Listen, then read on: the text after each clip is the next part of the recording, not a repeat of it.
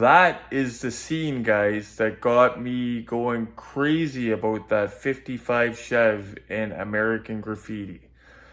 That's my favorite from the entire movie. I know I'm a little bit of a weirdo liking the antagonist car, but that's me. I love that car. It's mean. I also love it. Little known fact. That's the same car that's in two-lane blacktop. And I don't mean the same year car. I mean the same actual car. Look it up. It's pretty cool. The 1 of 18 two-lane blacktop is on Retro's list if anybody knows of one for a good deal. Now, those of you that have been around for a minute, I know what you're thinking. He already opened up that car. And you're right, I did, and I love it. Look at that mint box, guys. I got that at the Ancaster Toy Show. I got a killer deal on it because me and Glenn got a couple cars from the same vendor, and he gave us a killer deal. But as you see, I already opened up that beauty. Look at that ERTL black paint, eh? Already opened up that beauty. But we have other ones from the American Graffiti movie. One specifically that I'm really looking forward to checking out that I don't have yet. Beautiful, isn't it? But this is today's unboxing.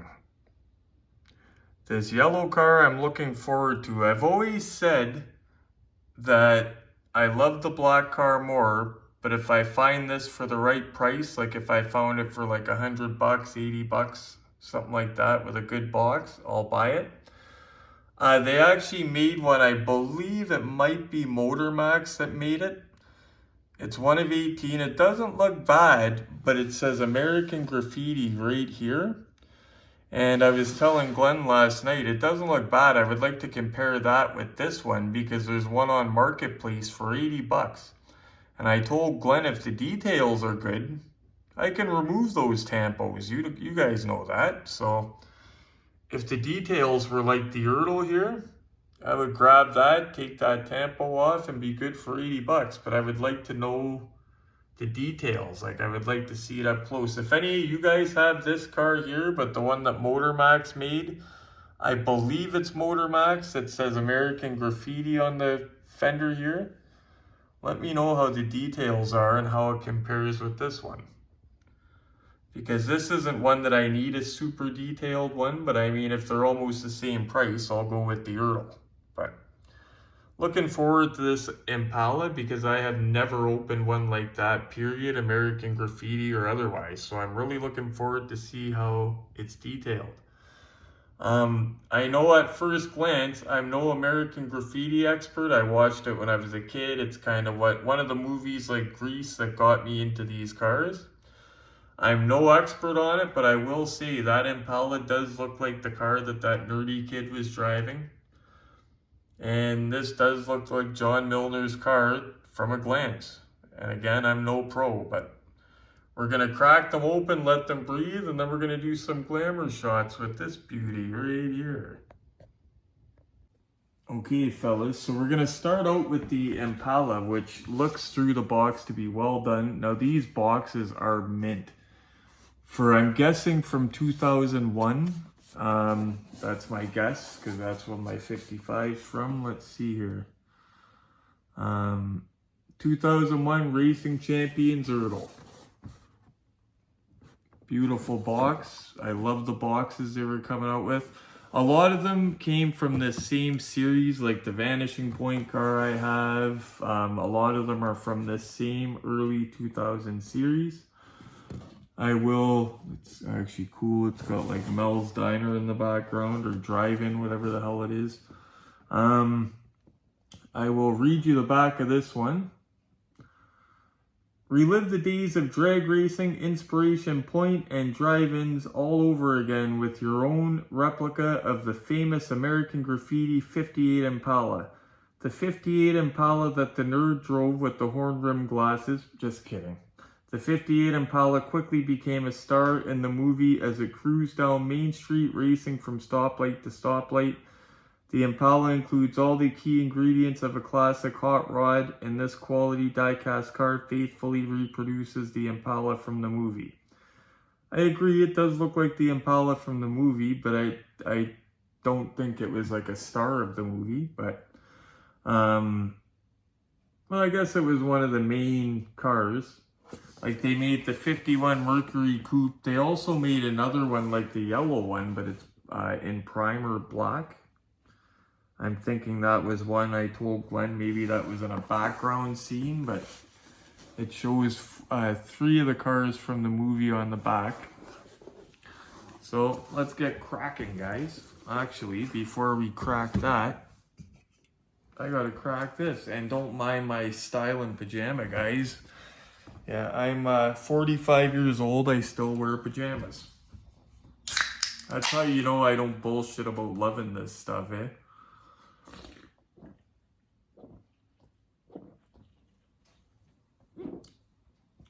Ooh. Wow. Don't mind my eyes, guys. Glenn has the most killer weed right now. Just kidding. It's this dang reserve stuff. So, just looking for the glovies. This is a very, very good habit that Max got me into because a lot of times my hands from work are grubby. And even though I take a shower, sometimes they still look all grubby. Like sometimes I'll work on my car in the summertime, my hands get really bad because in the summertime, I'm under the hood of my car checking everything at least once a week, even though it's an old car. But funny thing is, because it's so cold out, it's actually, well, it's not over the oil changes, but I do my own oil change. I change it every 5,000 and I do synthetic. It's a synthetic from Walmart. It was $19.99 a jug, and then as soon as I started buying it for 6 months, they jacked it up to like $24.99, but it's full synthetic. And I do it every 5,000. The car runs like a top. But it's actually at about 5,500 right now. First time I've ever let it go over, but technically it's not over because Mazda says I can let it go on synthetic till like 8,000 or something like that. But the way I see it is I do it every 5,000 because the car runs like a top, the engine, the way I do the upkeep on it. And not to mention, a car manufacturer, are they motivated for your car to last you forever? Probably not, right? So I know doing it every 5,000, one of my best friends, Frank, says, oh, you're throwing your money away. But I notice a difference how my car runs after an oil and filter change. I notice the difference. And yeah, he says it's all in my head, but I notice.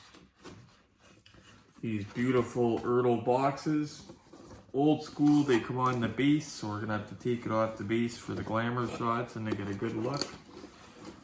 Hoping I don't have to undo the other side to get this out, that it'll break loose. And this is going to be a big one too, because it's 58 Impala in 1 of 18 scale. So, true 1 of 18 scale. I don't know if a lot of people know, but the ERTL Ghostbusters, the Ecto 1, that is actually 1 of 21 scale. They scaled it down just a little bit, I think, so it would fit in cabinets maybe and stuff like that. Maybe, I don't know. I don't mind it because it fits in my Burpee cabinet. The Hot Wheels Elite 1 of 18 Ecto 1, that's actually 1 of 18 scale, and that will not fit in my Burpee cabinet. So just that little bit of difference, the Ecto fits in there.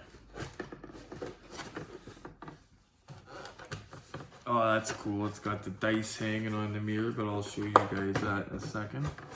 It's gotta have the dice, come on.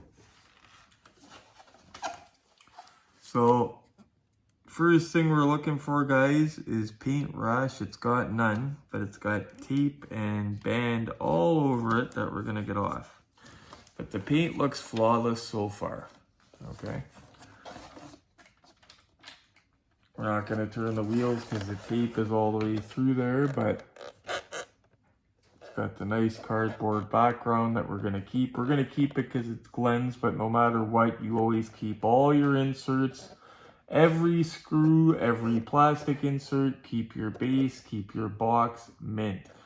And if you're gonna display the car, display it in a cabinet or in a protective case, because even if you think it won't get dusty, dust gets in places that you can't get.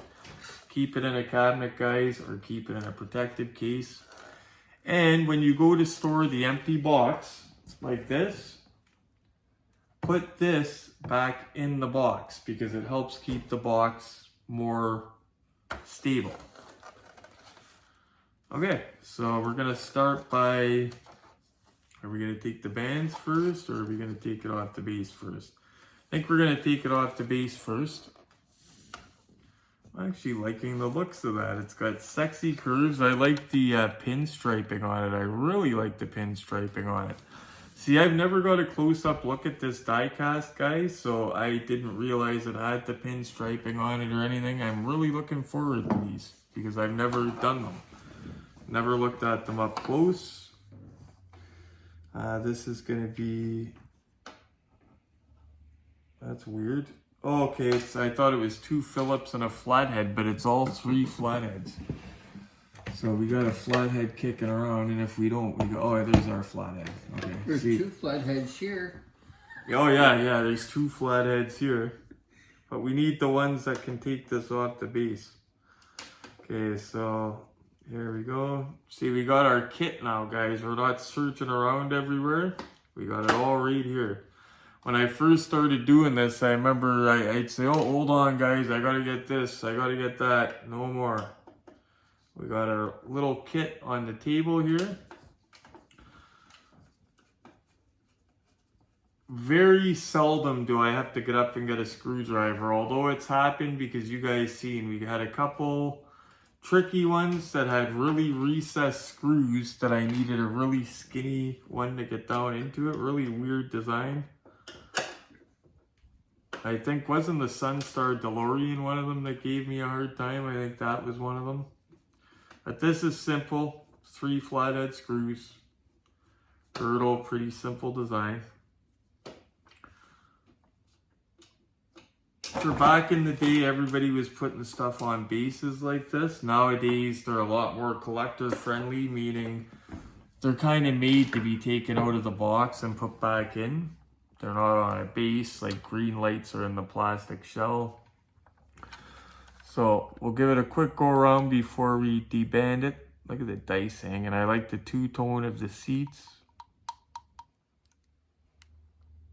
Pinstriping around the headlights. Nice looking grille. Authentic license plate. Yep, that is. Thought it was different from the back one for a second, but, and of course we're gonna open this right up. Here's the bottom, fairly okay detailed.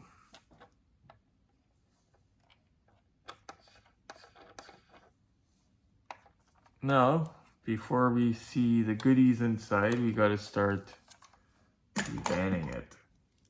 And I see a mark here. I'm hoping that's just paper or something to make sure that it doesn't leave a permanent mark. Mm-hmm. There's a yellow one on the front fender too. Yellow mark? Oh, there is. Okay, maybe it's just part of the way the tape is or something, but couple yellow marks. We're hoping that that's just the tape. So, but we will all know in a second. And that does actually look like friggin' tape. Kind of, and it doesn't go around the bottom on that part, so I'm gonna have to be careful at the top. Yeah, always cut away from the metal, guys. Usually people would say cut away from yourself. I'm saying cut away from the paint. But always cut away from yourself too, guys. Be very careful with this stuff, especially if you're using a box cutter or an X-Acto.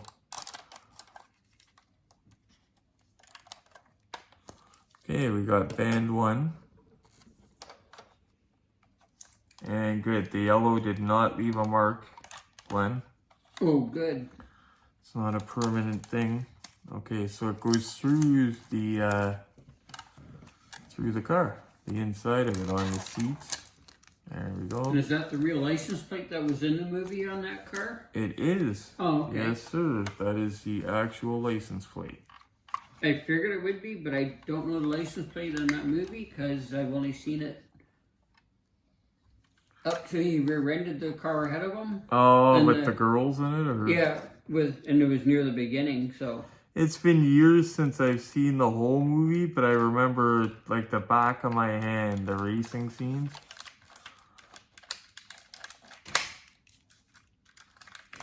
Especially the one that I put at the beginning of this. That is the one that made me fall in love with that 55. And more about the 55, guys. Like I said, it was used in two-lane blacktop as well. Now, my bad, I don't know which movie came first. But I know they did obviously change the car for each movie, right? Two-lane blacktop is the die-cast that I want bad.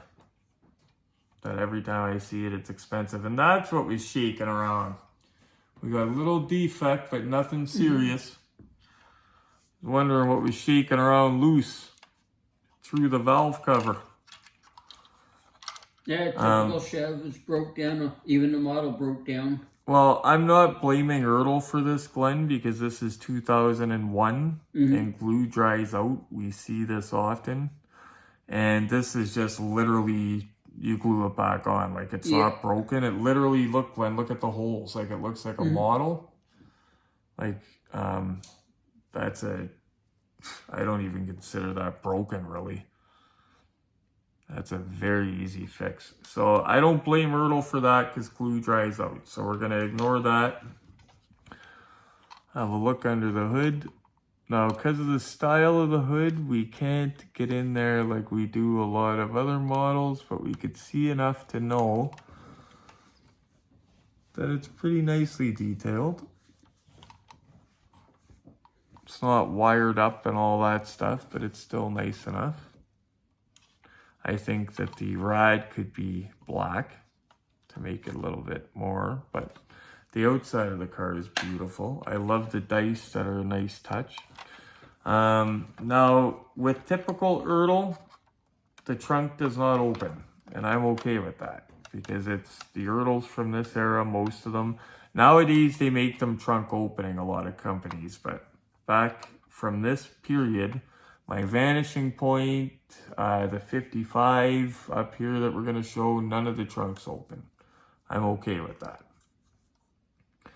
But we are going to look at this interior. The interior is where I think it's going to be a winner. With those two-tone seats, they got the chrome down the side of the seats. Chrome window handles. Beautiful steering wheel and dash. Now, of course, we're going to get a better look up on the look-see set under the better light. Huge back seat.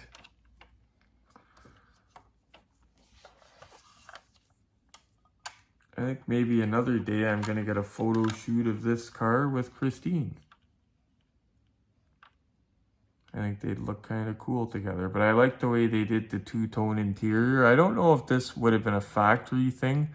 I don't believe the pinstriping was. That's definitely not.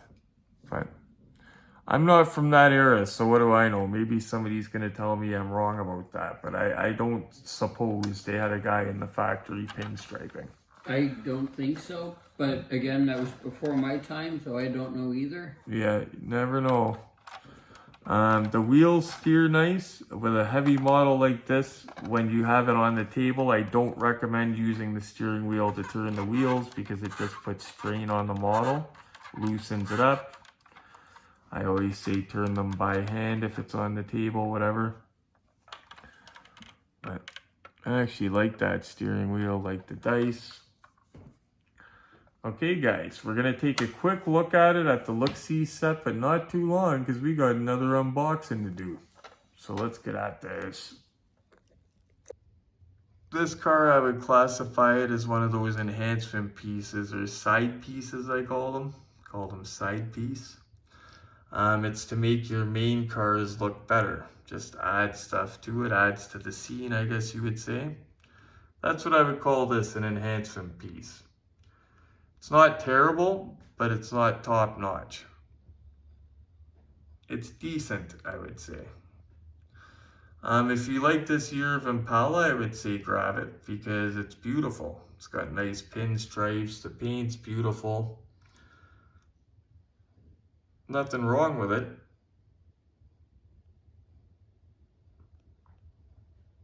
Just lacks a little bit of interior details and stuff, but it is a beautiful car. But we're not going to get too into it up here because we got another unboxing to do. We will have a quick one. Just under different light, different setting here. I like the pinstriping on it. Quick look under the hood. Yeah, guys, if it didn't have the pinstriping, it wouldn't be nearly as nice. Definitely needs that pinstriping. And don't forget it's missing the valve cover because it fell off, but I don't blame ERTL for that. I blame the glue for that. Same reason the boxes come unglued after so many years. Settle down, Glenn. He was just calling me crater face and coming after me. That's Grease. It's not American Graffiti. It's Grease that has crater face. And Crater Face has Hell's Chariot that Greenlight finally came out with after all. I don't know why it took so long. Hell's Chariot from Grease is my favorite car. It's the black convertible with flames that spit flames out of the exhaust pipe, the one that Crater Face drove. That's my favorite car in that movie. Again, I like the antagonist car. But Greenlight finally came out with that in one of 64 scales. So I was telling a couple guys the other day, I was telling Max, telling Glenn, you know darn well if they made that in 164, they're coming out with it in one of 18. And you know damn well when they do, I'm ordering it right away. Because I'm going to order it when it's 80 bucks instead of waiting a couple years when it's 150 or 200 bucks. It's always good to get this stuff on the ground floor, guys. When you can get it at retail, it's another tip.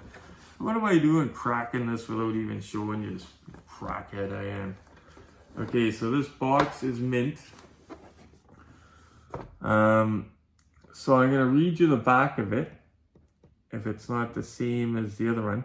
Relive the days of drag racing, inspiration point, and drive-ins all over again with your own replica famous American Graffiti 32 Ford Coupe. The chopped 32 Ford quickly became a star in the movie as it cruised down the main street, racing from stoplight to stoplight. The bright yellow Ford includes all the key ingredients of a classic early 60s hot rod, and this quality die-cast car faithfully represents the coupe from the movie right down to the piston grip shifter. Piston grip. I don't know if they meant piston grip or pistol grip, but we're going to have a look at it. But this is John Milners' car. Apparently it's got the legit license plate even on it. Again, I like the boxes. ERTL usually always did good with the boxes back in the day. They did good with the Vanishing Point box. They did good with... they just did good with all the movie car boxes, I thought. And the top of the box just shows the car racing scene. And another scene that stuck out from my childhood watching this is the cop car scene. Remember when they tied it up or whatever, Glenn, and the cop car went to drive away and the back axle ripped out of it? Mm-hmm. Yeah, I don't remember if they chained it to something or if they loosened it, but I remember watching it as a kid. I've seen that done in a few movies. And these boxes, by the way, guys, of these two cars are Glenn's. The 55 is mine. The boxes are so nice. Let's see if I can get the right angle. You could see the little ribs. See the ribbing? The ribbing's not wore off the box yet. That's the way my 55 box was. Just very, very nice.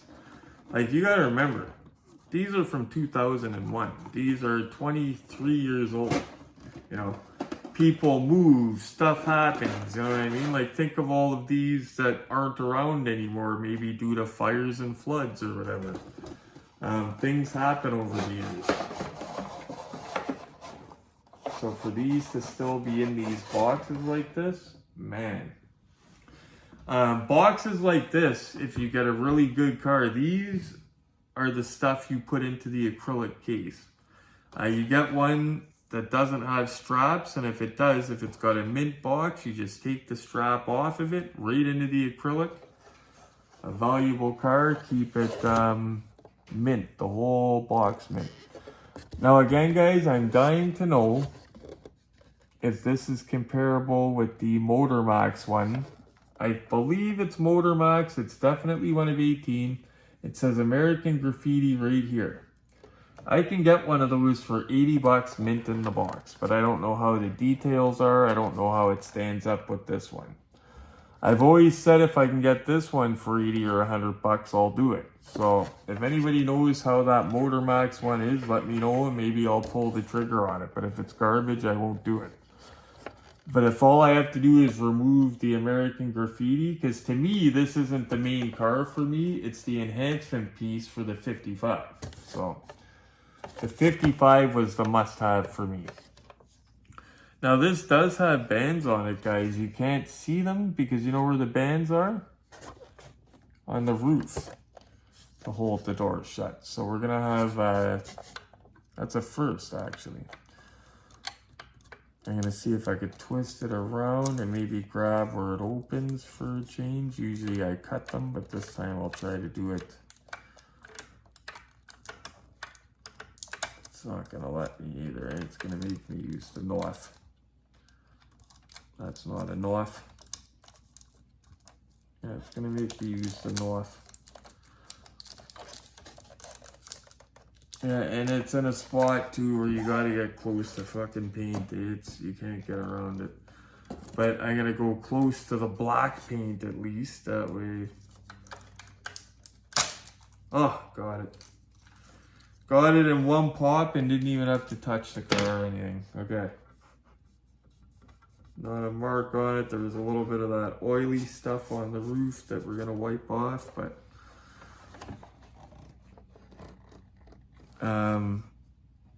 no paint rash. Not surprised because it's ERTL. No paint rash. Nice paint. Oh, the fenders look like they turn with the wheels too. That's gonna be cool to look at. But of course, we're gonna pull it off the base and stuff to get real looks at it. John Milners' car. Of course, the door opens. And this is mint. Nothing, no damage to this, Glenn. It's all mint. Oh, good. Now, the way these old doors open, it's kind of hard to see them when they're on the base. So we are going to go to the look-see set with this for sure. It's got that floor shifter. Now, this is another set of cars that I would love to get, like the Harrison Ford. I seen somebody had a Harrison Ford resin figure with the cowboy hat for the 55. It was on eBay, but it was over $100 and I just won't do that. But I would love a Harrison Ford one, so I think I'm gonna hunt some of those down. And I would love a John Milner. I don't remember if they had John Milner or just Harrison Ford or both of them, but... And this one here, in ERTL fashion, flathead. They're not all over the place with the screws they were using. Well, at least not for this lineup. I think it was flatheads on my 55 too, holding it in. My 55 I got a screaming deal on. Usually that's cheapest I see it mint in box like that. It's usually 150, 175. I got mine for either 100 or 125, and it was from a toy show, Ancaster toy show, and it was because an older vendor had it, and he was trying to get rid of, I think it was a guy that just was getting out of collecting, and me and Glenn each bought a car, and Dave, being the wheeler and dealer, said, would you give us a deal if we bought both of these? And the guy said, yeah, I'll do it for whatever. But I can't remember, but we didn't get it for sticker price anyway. He gave us a good deal because we bought both of them and because they were coming to a good collection. Good home. So, yeah, so that's a couple times I've bought in cars from a show like that. A toy show that I wouldn't expect it. I got my Bullet model too. The box was chooched, but I paid $70 for that. I thought it was a good deal because it gave me a 1 of 18 Bullet for $70. And Max, if you're wondering, the ERTL, not Revell, ERTL, the ERTL 1 of 18 Bullet model kit. When you put that together, it's identical to the already assembled one. Just in case you're wondering. So you can save a few bucks getting your Bullet that way as well. If you were to buy the model kit, if you're good at putting stuff together. Now this, I've never looked at one of these up close. So I don't quite know what I'm looking for except to see if it's good looking or not. That's cool. I like how they have, it looks like the aluminum, whatever. Sheet metal.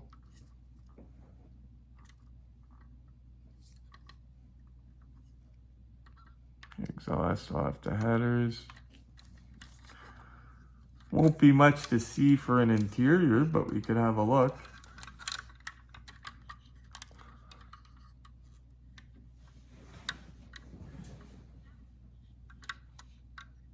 Not the fault of ERTL, it's just the car. It's like a tea bucket almost, right? We'll look at it from the driver's side. This is small in my hands too, guys. It's small and light. Like, I can't believe it's 118, but it is. Like, you got to think it was stripped down a lot in real life for weight too, right? That whole front clip, engine exposed. Here's a look at it from the front. I like the way they have the whole fender turn with it. Wheels turn beautiful on it. Feels like it's gonna roll beautiful. I like how that's a flat color on the yellow. I hate yellow, guys, and I'm not a fan of these cars, but I think that ERTL did a bang up job on this yellow one. I think they did a little bit better than they did on the Impala with this for details and all. But I think they knew the Impala isn't a main car, right? It's like an enhancement piece, a secondary one. They know if people are buying them, when they were going to the store in 2001, they're going for this and the black one first, right?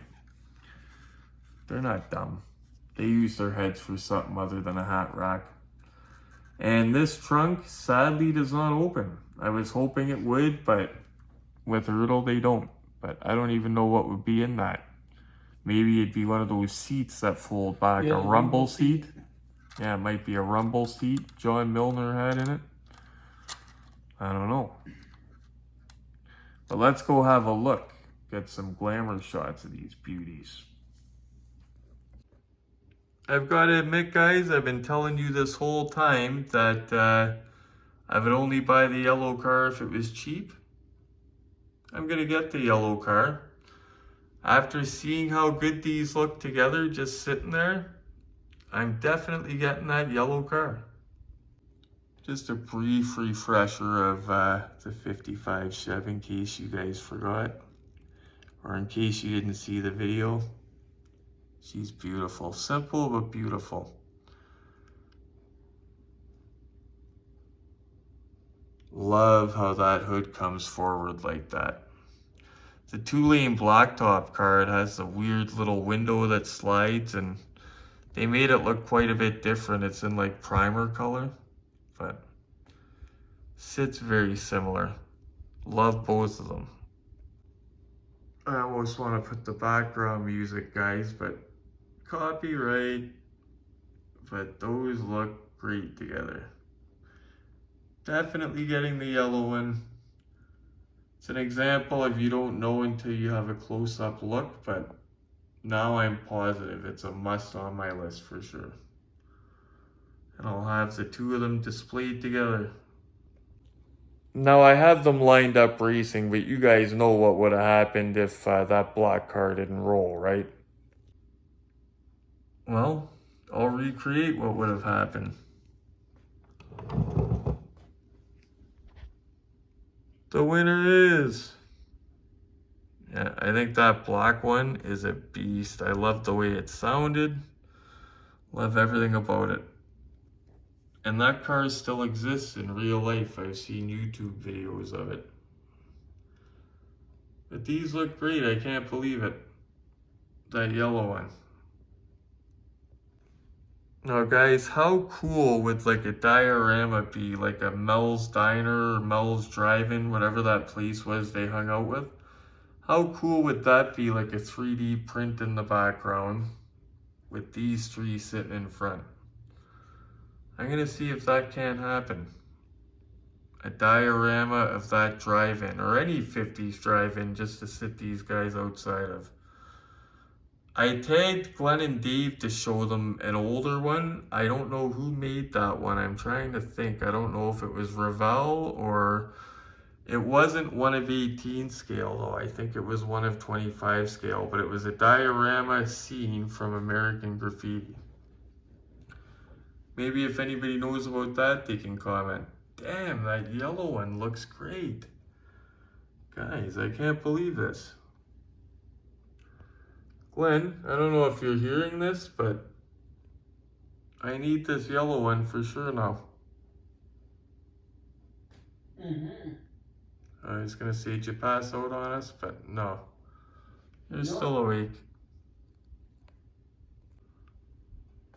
The size difference of these things. Oof. Moving around that black car, that thing weighs a ton. And then that yellow one weighs nothing. So you could picture the size difference in real life, the weight difference. That yellow one would take off like a rocket compared to the black one. Gorgeous cars. Another idea, have them both lined up with the nerdy kid with the flashlight. Just like in the movie. Those look amazing lined up. These are gonna take some good pictures. I don't know if you guys noticed, but I've been putting up some pictures on Facebook lately because the iPhone 13 camera is far superior to my old iPhone 7 camera. And I noticed, so I've been taking some really good pictures. Eleanor took very nice pictures the other day. But I noticed with Smokey and the Bandit, I was like, wow, I can't believe I took those. Well, there you have it, guys. Your ERTL American Muscle, American Graffiti cars. From 2001. Or was it 2? I don't remember. Early 2000s. Good timing. So as I was telling you guys about this, Glenn found the one I was talking about. It is by Motormax. It looks pretty good to me. It looks pretty close to the ERTL one, to be honest. The only thing is it says that American Graffiti on the side of it. But you guys know I could take that off easy. So I'm going to be looking into this one here. Well, there you have it, guys. American Graffiti. And I don't know if any of you guys own the Motormax one. Let me know how it is up close and what you think of it. It looks pretty good in the pictures. And like I said, to me, guys, the main car for those is the black one. So I love the black one as it is. So if the yellow one, the Motormax one, it doesn't have to be perfect for me. And if I got it, I would take American Graffiti off the side of it because I know how to do that. I can get one on Marketplace for 85 bucks, but I'm not going to pull the trigger on that. It's brand new, mint, sealed in the box. It's in Hamilton even. But I'm not going to pull the trigger on that in case I see the actual ERTL one for 100, because I would rather pay the $15 extra to get the ERTL one. Because I have seen the ERTL one for 100 bucks before as well. So I actually seen a package deal where somebody had like 4 of them for 200 bucks, or It was some crazy deal that I should have acted on a long time ago, but can't win them all. Anyway, guys, thank you so much for watching. Hopefully not much longer till Miami Vice comes in, and Ferris. I can't wait for Ferris to put him beside our Ferris Bueller car in the cabinet, but I cannot wait to unbox Miami Vice. It's the Miami Vice Testarossa, aka Redhead, and it's also KK scale models. I've never unboxed one, but I got very good feedback from a guy in the Canadian 1 of 18 scale collector group that says that they are very, very, very good quality. And he also explained that they did do a run of 750, but they've done runs since then. So they did one run of 750, but then they did another run of it. Like, they do different runs. I think the one that I'm getting is second or third run. But I'm okay with it because there's not like 10,000 of them, whatever. And even if there was, I'm buying it to enjoy it. And according to this guy, they're very well done. So I'm looking forward to that.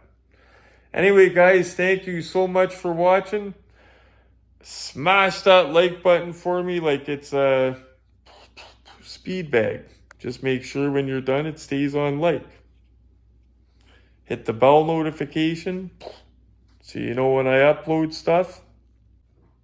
If you're not subscribed already, you better get on that. I'm only teasing, guys. And as always, stay safe and happy hunting.